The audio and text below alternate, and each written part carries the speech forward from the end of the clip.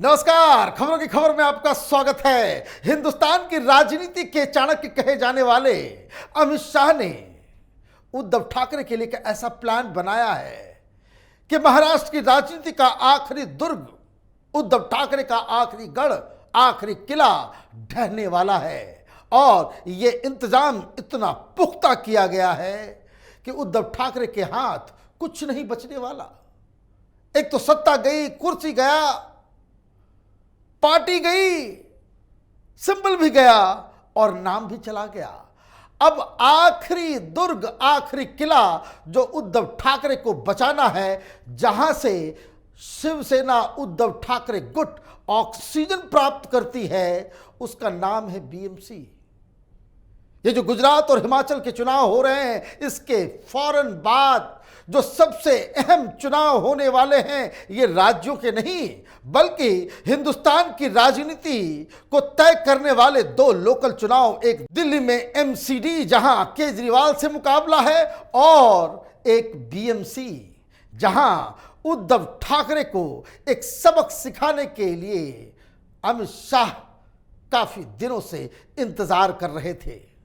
दरअसल जो मुंबई में जो बीएमसी है, वो हिंदुस्तान की सबसे अमीर लोकल बॉडी है, जो कह सकते हैं नगर निगम, और इस पर पिछले 25 साल से उद्धव ठाकरे या यूं कहें ठाकरे परिवार का कब्जा है। हर बार उनका ही मेयर बनता है। उद्धव ठाकरे को अगर राजनीति में परास्त करना है, उनको बिल्कुल राजनीति से बेदखल कर देना है, उनको एलिनेट करना है, उनको हराना है, तो यह जरूरी है कि भारतीय जनता पार्टी इस बीएमसी के चुनाव में विजयी होकर निकले। हालांकि पिछले चुनाव में फासला बराबर का था, बहुत ही कम, लेकिन इस बार जो इंतजाम अमित शाह ने किए हैं उसे आप सुनेंगे तो आपको समझ में आएगा कि उद्धव ठाकरे एक बहुत बड़ी मुसीबत में फंस गए हैं। दरअसल ये जो शिंदे गुट बाहर हुआ, उससे उद्धव ठाकरे के गढ़ यानी मुंबई में ज्यादा कोई फर्क नहीं पड़ा। लेकिन अब अमित शाह ने एक ऐसा खेल रचा है जिसके तहत आने वाले बीएमसी चुनाव में भारतीय जनता पार्टी एकनाथ शिंदे गुट के साथ गठबंधन करेगी। लेकिन यह गठबंधन सिर्फ एकनाथ शिंदे गुट और बीजेपी के बीच नहीं होगा। दरअसल राज ठाकरे भी बीजेपी गठबंधन का हिस्सा बनने वाले हैं, लेकिन सामने से नहीं। यह खेल ऐसा रचा जा रहा है कि जिसमें भारतीय जनता पार्टी एकनाथ शिंदे गुट के साथ गठबंधन बनाएगी और उन्हें 85 से 90 सीट दिया जाएगा। उस 85 से 90 सीटों के अंदर राज ठाकरे एकनाथ शिंदे गुट के साथ अलायंस करके चुनाव लड़ेंगे। मतलब ये खेल काफी इंटरेस्टिंग होने वाला है। भारतीय जनता पार्टी सीधे सीधे राज ठाकरे के साथ हाथ क्यों नहीं मिला रही, यह भी मैं बताऊंगा। यह प्लान बनाने की आवश्यकता क्यों पड़ी, यह भी समझना जरूरी है। लेकिन ये जो कह सकते कि ब्रह्मास्त्र तैयार किया गया है उद्धव ठाकरे के लिए, तो वो उद्धव ठाकरे के लिए बहुत बड़ी मुसीबत बनने वाला है। एक तो जो अभी वर्तमान स्थिति है, इसको समझना जरूरी है। एकनाथ शिंदे ने उद्धव ठाकरे की पार्टी को तो तोड़ दिया, सिंबल भी उनके हाथ से चला गया, उद्धव ठाकरे के हाथ से। अब तीर कमान के सहारे वो चुनाव नहीं लड़ पाएंगे, नाम भी बदलना पड़ गया।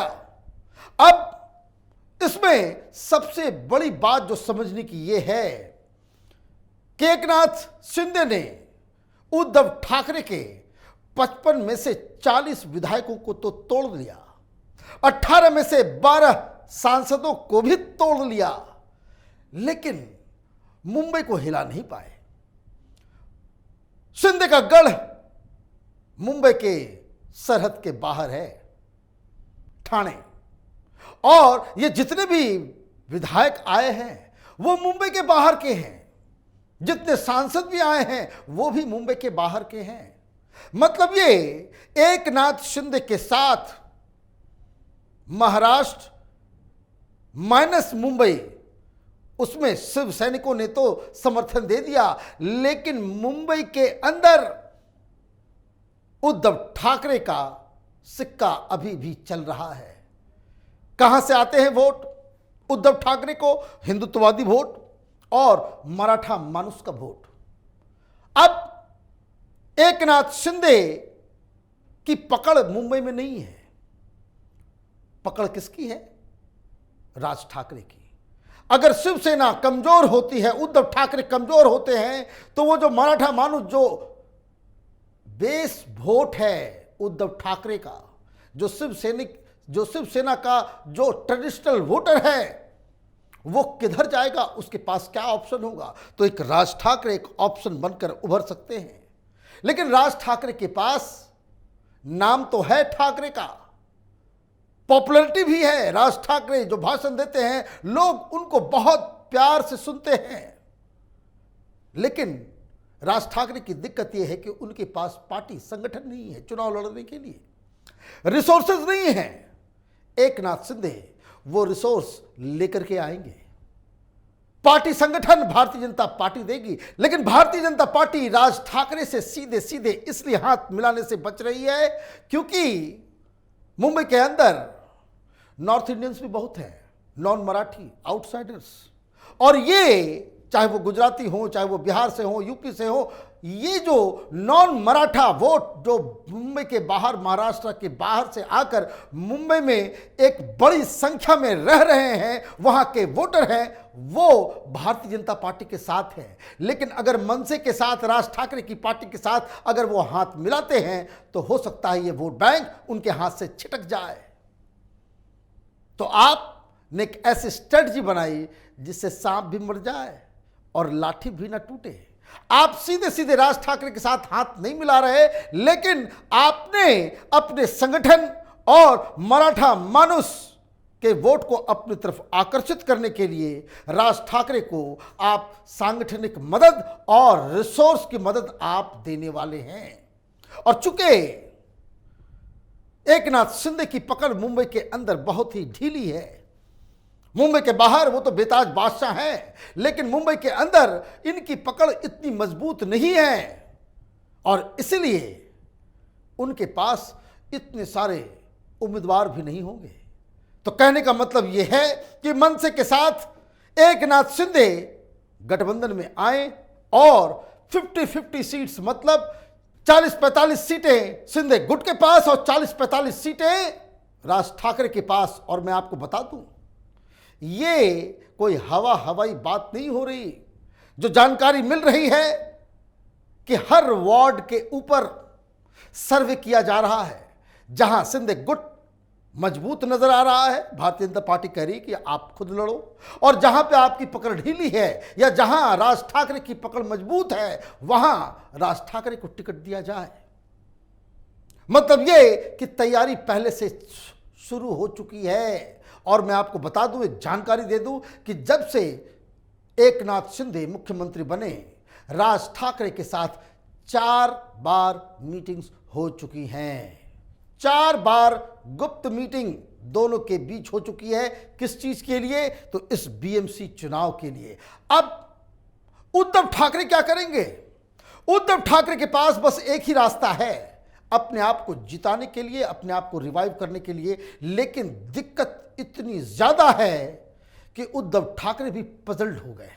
वो इसलिए क्योंकि जीतने का तरीका बस एक है कि अगर तमाम मुस्लिम वोट उद्धव ठाकरे के झोली में आ जाए। वो कब आएगा? जब आप एनसीपी और कांग्रेस के साथ हाथ मिला करके चुनाव लड़ते हैं। अगर उसमें से कोई भी छिटक गया तो मालूम चलेगा कि अगर कांग्रेस पार्टी, जहां ये आवाज बुलंद हो रही है कि बीएमसी में वो अकेले चुनाव लड़ेंगे, अगर कांग्रेस पार्टी अलग लड़ती है तो कोई मुसलमान वो शिवसेना के उम्मीदवार को, उद्धव ठाकरे के उम्मीदवार को वोट नहीं करेगा। और इसलिए जो एडिशनल जो लॉसेस उद्धव ठाकरे को एकनाथ शिंदे, राज ठाकरे और बीजेपी की वजह से हो रही है, उसकी भरपाई करने का उनके पास कोई तरीका नहीं बचेगा। और जैसे ही अगर वो हाथ मिलाते हैं एनसीपी और कांग्रेस पार्टी से, तो मालूम चलेगा कि जो ट्रेडिशनल शिवसेना का वोटर है वो इस नाराजगी में कि किस तरह के लोगों के साथ, जिन लोगों के साथ हिंदू हृदय सम्राट बाला साहब ठाकरे जीवन भर लड़ते रहे, उससे आप हाथ मिलाने के बाद हमसे वोट मांगने आ रहे हो, इससे बेहतर है कि वो राज ठाकरे और एकनाथ शिंदे को वोट दे दी। मतलब एक ऐसा ट्रैप है कि उद्धव ठाकरे गठबंधन बनाते हैं एनसीपी और कांग्रेस के साथ, तो और इनके ट्रेडिशनल वोटर्स एकनाथ शिंदे गुट की तरफ बढ़ जाएंगे, और दूसरी तरफ अगर वो नहीं करते हैं तो अकेले पड़ जाएंगे। उद्धव ठाकरे के लिए एक तरफ खाई और एक तरफ गड्ढा है, इनको चुनना है कि किधर गिरना है।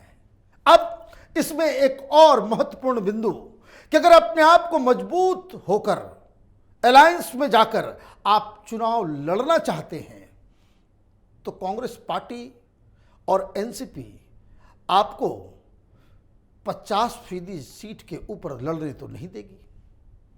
आपको वहां पे कम से कम 50-50, 60-60 सीटें दोनों ही पार्टियों को देना पड़ेगा। और जहां जहां मतलब 50% सीट जो है आपको कांग्रेस और एनसीपी को, उद्धव ठाकरे को देना पड़ेगा, और जहां जहां जिन जिन सीटों के ऊपर कांग्रेस पार्टी के उम्मीदवार होंगे, शिव सैनिक क्या उन्हें वोट देंगे? यह भी एक बड़ा मसला है। और जहां शिवसेना का उम्मीदवार नहीं होगा, वहां मनसे का उम्मीदवार होगा, एकनाथ शिंदे का उम्मीदवार होगा, तो ये कोई भी बता सकता है कि जो ट्रेडिशनल वोटर है शिवसेना के, वो किसकी तरफ वोट करेंगे, मराठा मानुस किसको वोट करेगा। मतलब ऐसी बिसात अमित शाह ने गढ़ दी है बीएमसी चुनाव के लिए, जिसमें उद्धव ठाकरे फंस गए हैं। और यहां से निकल पाना, इस जाल से, इस चक्रव्यूह से निकल पाना उद्धव ठाकरे के लिए मुश्किल ही नहीं बल्कि नामुमकिन सा लग रहा है। हमारी नज़र दिल्ली के एमसीडी चुनाव और मुंबई के बीएमसी चुनाव के ऊपर लगातार बनी रहेगी। हमारे रिपोर्टर्स जनता के बीच जाकर आपको सही पिक्चर बताएंगे। हमारी नज़र इन तमाम इलेक्शंस पे बनी हुई है। आप देखते रहिए कैपिटल टीवी। हमारे वीडियोस को लाइक कीजिए, शेयर कीजिए और हमारे चैनल को सब्सक्राइब कीजिए। धन्यवाद।